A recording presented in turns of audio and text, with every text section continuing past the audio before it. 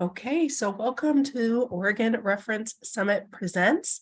Today, our presentation will be, sure, I can definitely, probably, possibly help you with that. Think-Aloud-Based Referral Training for Student Employees, brought to us today by Erica Jensen and Robin Anderson of Lewis and Clark College.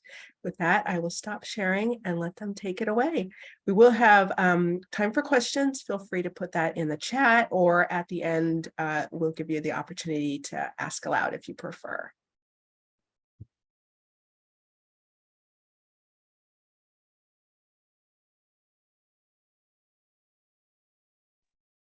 Okay, I think I've done this correctly. My name is Erica Jensen. Hello, and thank you for joining us today. I'm here with my colleague Robin Anderson today to talk about the Think-Aloud-Based Referral Training that we've been developing at Watzek Library, which, as Lori mentioned, is at Lewis and Clark College in Portland, Oregon. So Robin is the student employment coordinator at our library, and as part of their job, they have developed this incredibly thorough 8-week training program for newly hired student workers who work at the desk, and this program orients them to all aspects of their job.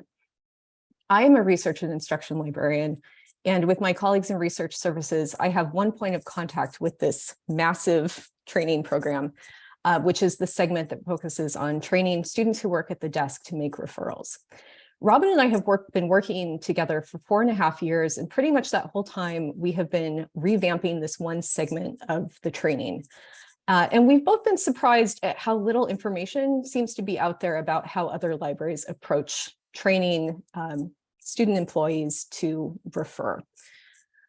And at first glance, it might seem like this is something that's so basic and universal that maybe it just doesn't even bear talking about. But in our experience, it's turned out to be quite a bit more complicated. The more we've thought about it, we've found that students really do not just sort of naturally understand what referrals are and how to do them.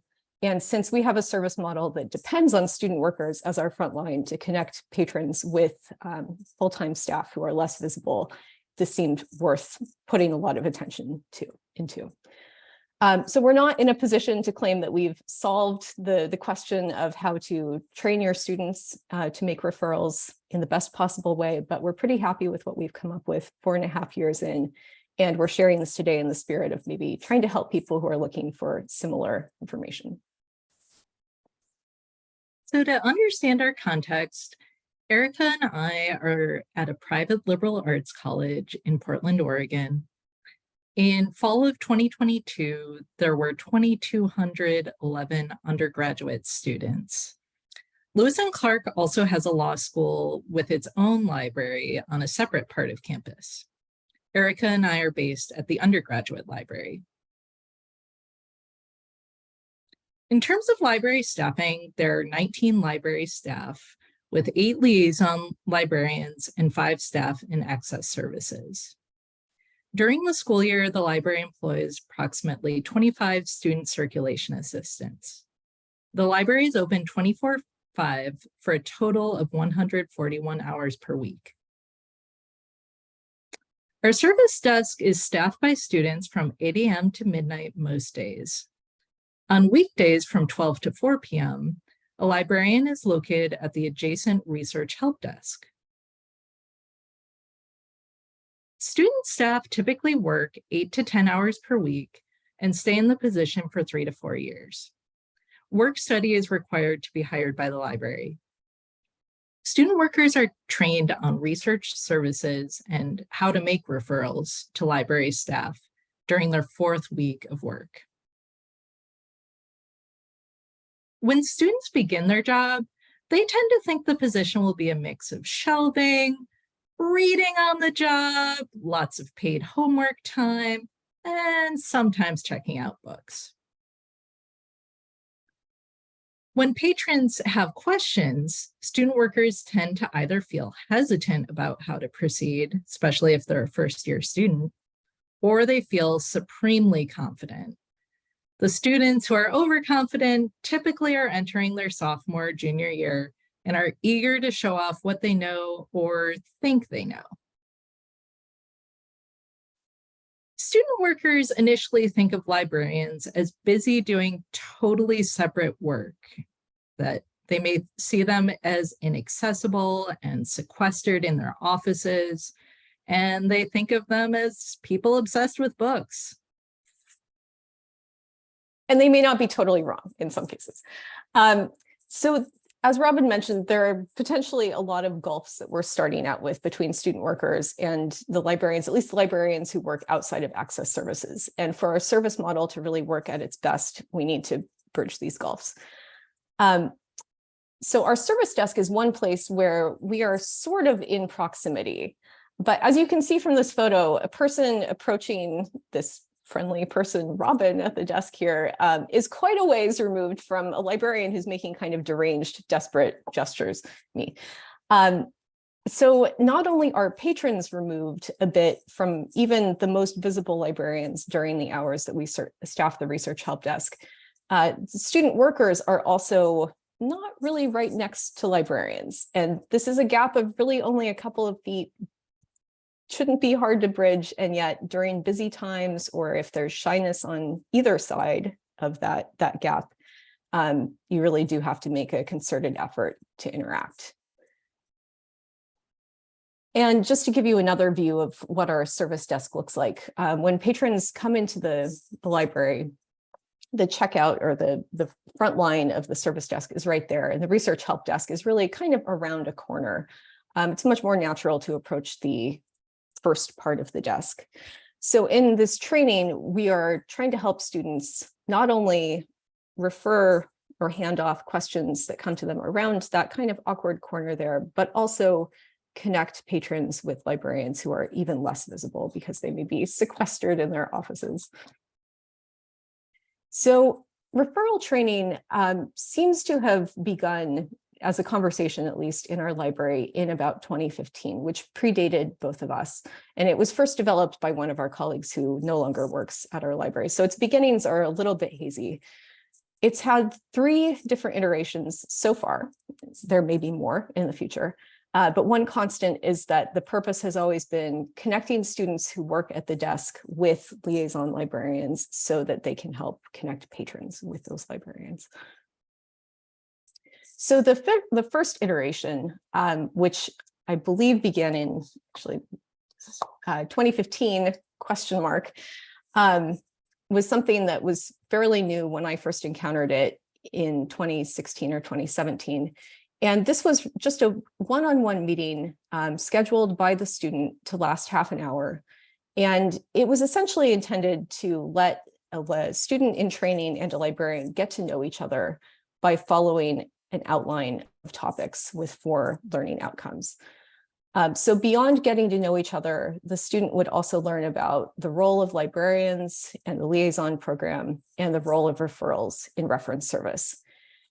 And in my experience, this page-long outline was really hard to get through in just 30 minutes, especially if you were able to establish any kind of rapport with the student and have a more natural conversation. And what that meant was that by the time I hit the referrals part of this outline, I would be speaking very, very quickly and giving short shrift to this pretty important topic. We would give the student ideas of some of the kinds of categories of questions that we hoped that they would refer, but there was no chance for them to actually apply that.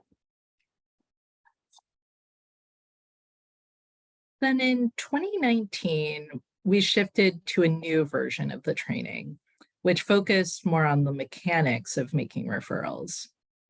We kept the informational meeting one-on-one about research services, which Erica just addressed, and added a follow-up activity that students completed on their own using a Google form.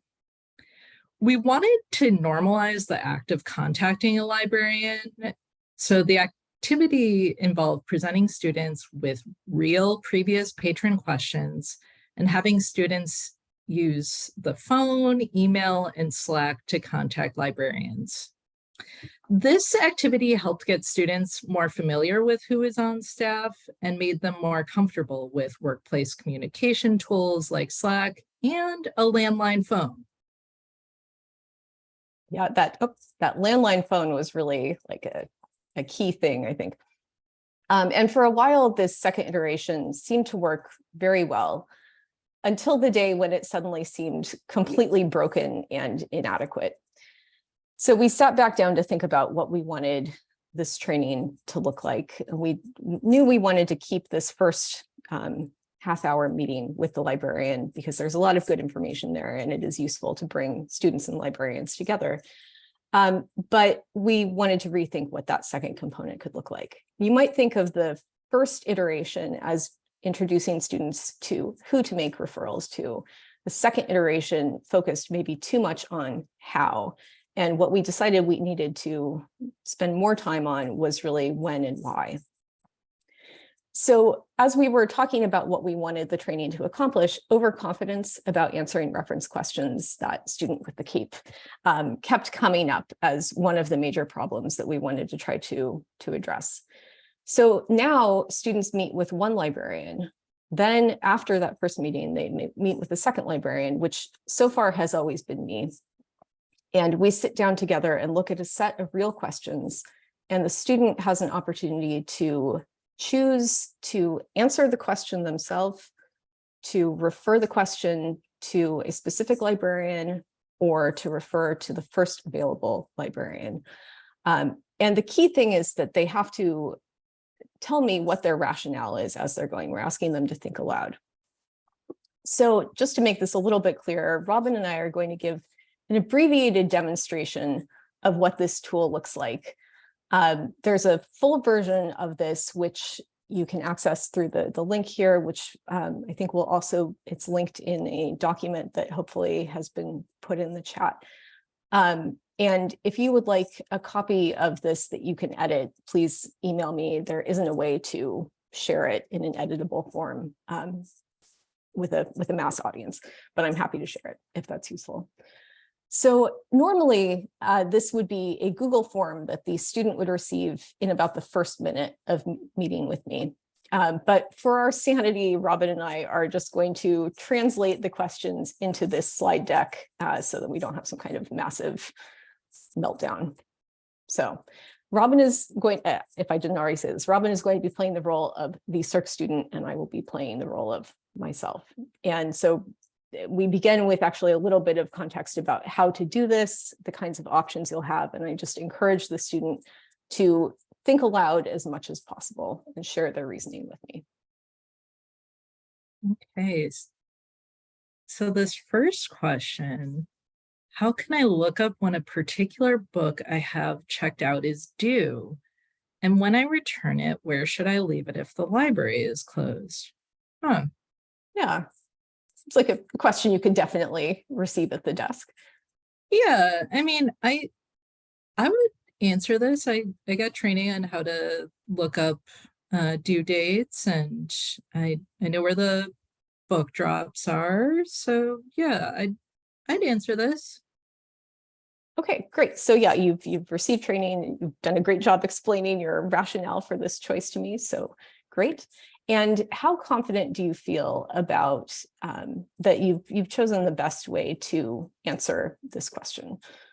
Not that you're necessarily going to give the correct information, but that answering it yourself is the best option. Yeah, I feel pretty good about this. I'd say a 4 out of 5. Okay, great. And I should say, I'm not going to weigh in on your choices as we're going. At the end, we'll review all of the questions together. So I'm just going to give you sort of generic positive feedback, but don't read anything into what I say. Okay. All right. And then I need to find books on radical feminism for my Gender 200 final paper. Oof, that sounds hard. True story. Okay. I mean, Yeah, what do you think? I think I'd refer it to a particular librarian. Okay. And what makes you make that choice? Like what's going on in this question that tips you in that direction instead of one of the other possibilities? Yeah, well, I mean, the person says that it's a final paper, so I mean that's a big deal. So I want to make sure it's like someone who really knows that subject. And I know the staff directory, like when you're showing me that list of librarians, it listed the specific department, so I could point them to the gender studies librarian. Okay, yeah, so connecting information you have about their class with a person in the building. Okay, great. And how confident do you feel about this one? Yeah, I'd say a 3 Oh, out of dear. 5. I hope I shouldn't be worried that your confidence is going down. This training is not designed to undermine your confidence. So, but keep going. You're doing Okay. Okay. I'm trying to find scholarly sources on food for Halloween and Dia de los Muertos for my annotated bibliography that I have to turn in this afternoon. Whew. Also, sadly, a true story. Oh no. I'm glad I wasn't writing that paper. I mean, Yes. I'd answer that one myself. I mean, they need help this afternoon, or they need to turn in their paper. Okay, yeah. So you're identifying one aspect of the question that's tipping you toward answering it yourself. Any other things going on here that might sway you in that direction? I mean, Or another. well, yeah, I mean, it just seems like they need help right away, and I'm there, so I should answer it. I mean, I don't really know much about like I don't know, academic stuff on food, but I mean, I could probably Google that. Okay. Okay. Yeah, we'll talk about it. So you'll answer your question yourself, and then tell me how confident you feel about this choice. I mean, not really. I mean, one, Oh, dear. yeah, I mean, I don't really know about the subject, and I haven't had to write an annotated bibliography. Okay. Yeah. Yeah. Okay. Great. So a 1 on this one. Okay. And Yeah. I am concerned about the overall trend in lowering confidence, but we'll talk about that in just a minute. So at this point, our actual training is 13 questions long. The student gets to the end, they submit it, and immediately they see the answer key to their responses, and then we talk through that. Okay, so yeah, with this one, how can I look up when a particular book I have checked out is due? You chose the answer that Robin and I would most love for you to have chosen. And I should say there aren't really right and wrong answers in this. It's kind of structured as a quiz, but I don't want you to think of these as right and wrong. Think of it as the way that Robin and Erica would prefer you to answer the question. And in some cases, there might be 2 good responses too. And yeah, so this is a nice like procedural kind of policy question. You identified that you've got training on it. That can be a really good cue to think like, yes, this is a thing I should answer. And your confidence was pretty high here. So great. I'd say you could be even more confident about answering this kind of question. Okay, and then obviously, the text here is somewhat long. I'm not going to take the time for everyone to read this right now. The student and I would actually read through it, and prompting the student to slow down and read is one thing that comes up over and over again. But in this case, I would highlight that the CERC student zeroed in on some good clues in the question, seeing a class and thinking about that person needing like the highest level of help available. And we'd probably talk about like, why did you feel a little bit less confident in how you approached this question? The CERC student, do you want to weigh in on that? I mean, I think it just said that like the person needed sources on the topic, and it seemed like other librarians could also like at least help help find some sources. That's true.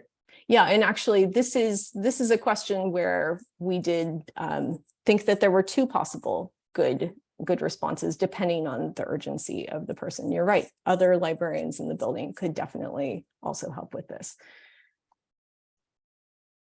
Okay, and then and again, don't worry. This is training. Nothing is writing on your score here. So this is a question that we would like you to be making a referral for.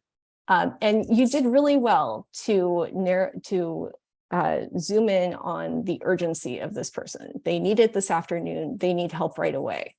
So, depending on when you're working, it's possible that you might be one of only two people in the building who could really help them right then. But there is always going to be a full-time staff member available. And that is probably the best starting place. So that might be, putting out a call on Slack to say, is there anyone who's available to come to the desk to help with this person who needs help right away on this subject? It's possible that the liaison for the subject, which, do you have a sense of what subject this might be for? No, I have no idea. So that would be a good follow-up question. It's possible that the liaison for that department might be available and they might be able to come out and help. But if they weren't available, another librarian or full-time staff member could certainly help. But one thing to keep in mind is that this really looks like it's going to take some time to be able to help them with, and we don't want you to get tied up at the desk. If there are people who come up with circulation needs, we want you to be able to help them with that. Does that make sense? Yeah. Okay. Yeah. And it's interesting to me that you felt the least confidence about this one. And that might be, a thing to keep in mind in the future. Like if you don't feel completely good about the way you're approaching it, maybe take that as a signal to review what other options might be there. Just summonable by Slack. Okay. Or, right behind you too. Okay, end scene. So that was sort of a not completely representative demonstration of how this training goes, but hopefully it's given you some basic idea of what we're talking about. And there have been a couple of things that have really come out of this project that we now understand better. And one is how confusing it seems to be for students to have this category of questions that we want referred to the first available staff person. And really by first available staff person, we might actually just say non-student staff. It should rise above student staff. And maybe part of what's confusing about this is that there are a number of considerations that might make a question belong to this category. There might be a question of timeliness. The patron's urgency overrides the need for the greatest subject expertise. Or on the flip side, it might be a very casual inquiry, like I want to browse this section of the library that turns out actually not to have one really discrete section. They don't really want to come back later, but they need somewhat expert help with that. It could also be something that just doesn't have a clear correspondence with one subject. So a student whose professor has mentioned that there's a specific accessibility feature of an EBSCO database that they're not sure how to find or use. Doesn't really require a liaison in that case, but it probably needs someone more than a student. The other thing that's been really interesting is to bring confidence explicitly into the conversation. And one pattern is that students do feel the least confident about how to approach that category that I just talked about, which can be a thing to tell them about. Like if you're feeling unconfident about your choice here, consider that there might be another option that might actually be the best one. It's also nice to be able to give students a boost if they're, expressing that they have low confidence and they're making good choices. It's nice to be able to say, you can trust your instincts a little bit more. You're making good choices here. So Erica and I have seen a lot of benefits of this latest Think Aloud model that we've been using for the training. It's greatly improved communication and comfort between student, staff, and librarians, especially because it involves more of a real conversation, like a dialogue back and forth than previous trainings had. And it's also improved communication between staff in access services and research services. Erica and I have spent a lot of time really discussing different scenarios, things that we thought students needed more troubleshooting on. And I think it helped both departments better understand the needs and goals of one another. Additionally, it gave library staff a better sense of student thinking and how their thought process worked handling patron questions. As Erica mentioned, it's helped too with training students on how to identify cues in patron questions, as well as positively reinforcing the behaviors we wanted to see and addressing overconfidence, allowing library staff to a heads up on which students we may want to keep more of an eye on. Yeah, there are some limitations to this approach too. And actually overconfidence comes back as a limitation. In our first round of using this new tool, one newly hired student said directly to me, I would answer the question myself because I don't know what a librarian would know that I don't know. I was wearing a mask and I was really glad to be wearing a mask because my face just instantly turned bright red. I think that was a low point, but if that was a more common occurrence, it would make me a little bit hesitant about using this tool on a regular basis. The flip side of that, which I would say is more common, is students who are reticent and somewhat resistant to the think aloud nature of it. With some students, it's just hard to get a lot of rationale. Even with gentle prodding, it can be hard to ask over and over again. And what about this question made you feel like it was a question you should answer yourself? The scale of this tool is potentially a limitation in terms of the amount of effort that went into it. So developing this tool required significant time. Our process was to come up with a representative set of questions, like many more questions than we needed. And then we separately marked how we would want students to respond using one of these three options. Then we reconciled our responses and found areas of agreement or areas where we could compromise, and came up with a final list of 13 questions that then had to be turned into a tool, which included extensive answer key feedback. So that took a fair amount of time. And then administering it also takes some time, since we're meeting with each new student for half an hour. So far, we've only had 5 new students at a time as a maximum, but that will change actually this fall, and that will require us to rethink the approach, at least of just having one person do this second part of the training. Google Forms also has some real serious limitations. We used it because it's easy and it was available to us, but it does limit us to summative assessment, which I'm increasingly aware as we were preparing this may not be ideal.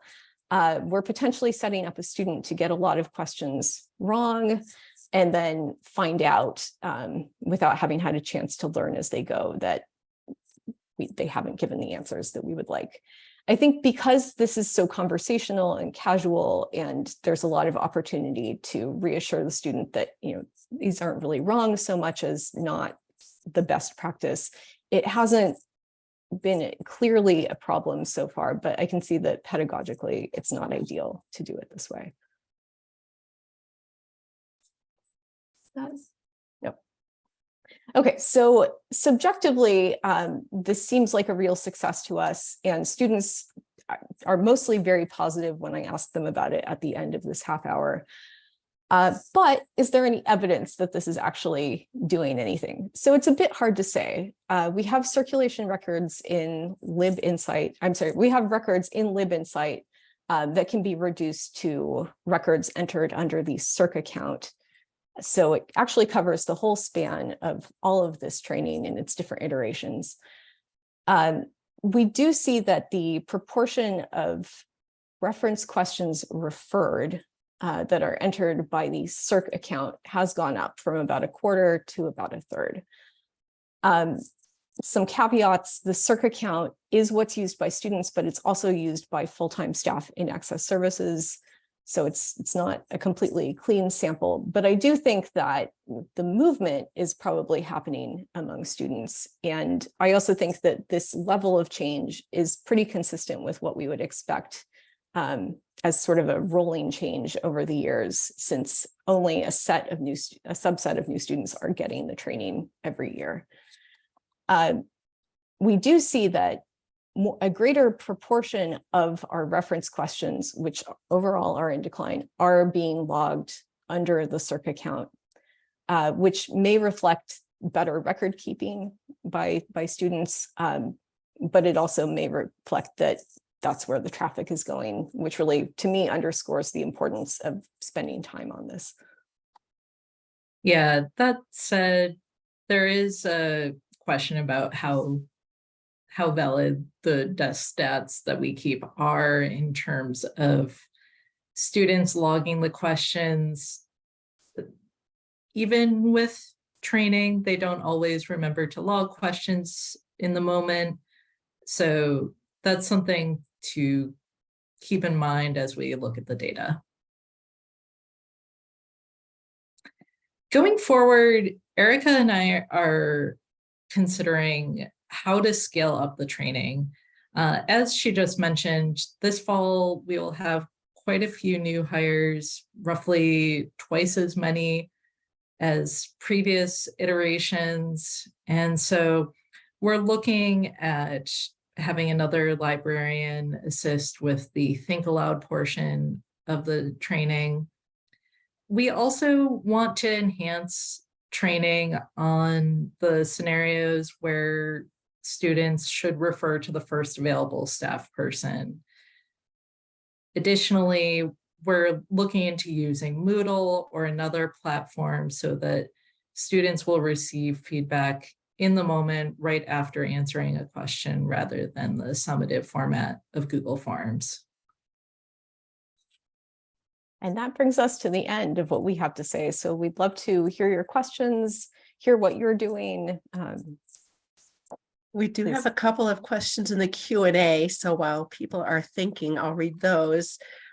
Is your information about what students expect from a library job, what they think of libraries, etc., based on a survey of students? If not, where did you obtain that information?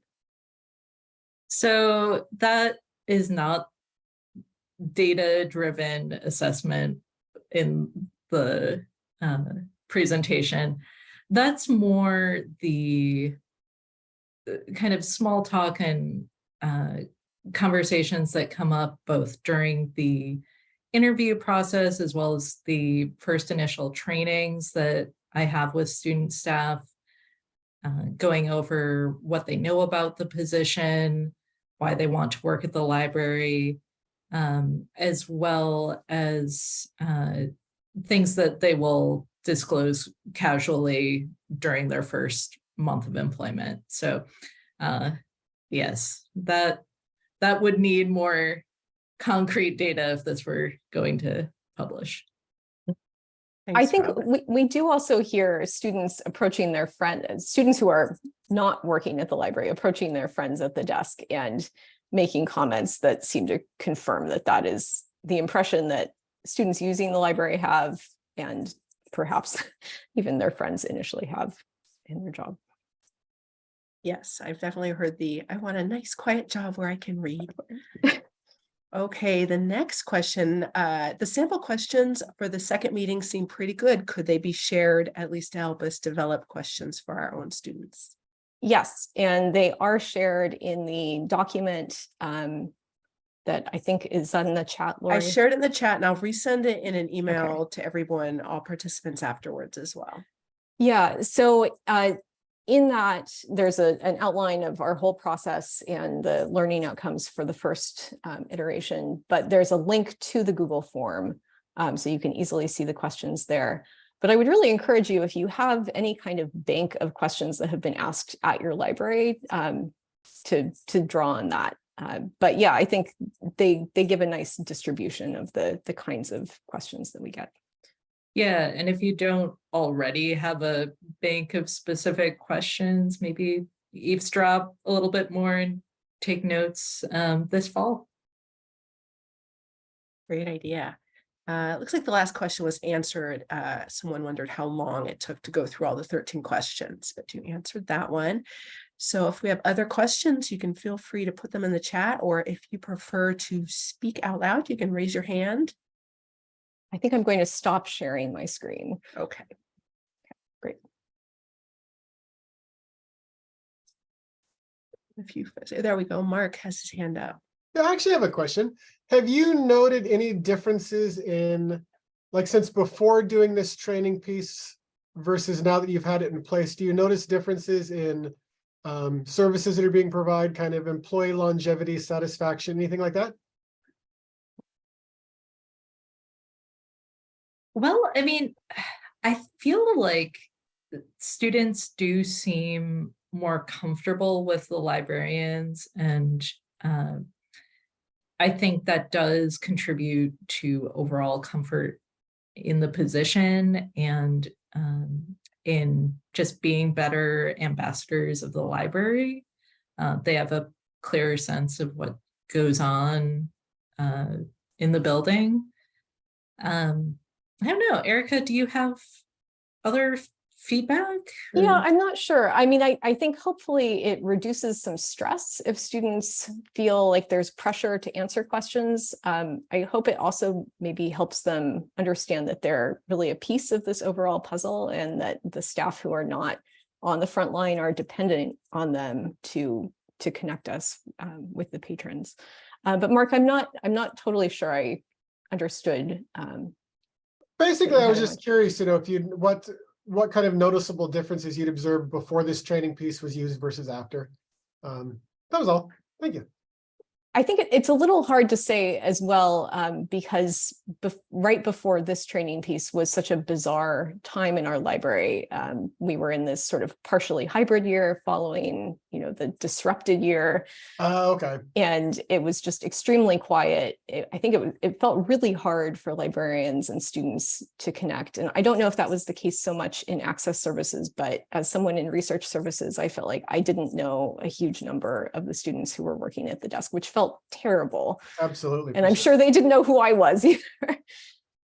Yeah, no, things have definitely developed more in a positive direction now that there's much more staffing, and in terms of having multiple students right next to each other at the desk, and rather than situated 6 feet apart and librarians seated further away kind of thing. Like, I think that there's much more just comfort and casual conversation as well as professional conversation now. Oh, fantastic. I mean, that right there sounds like a great outcome.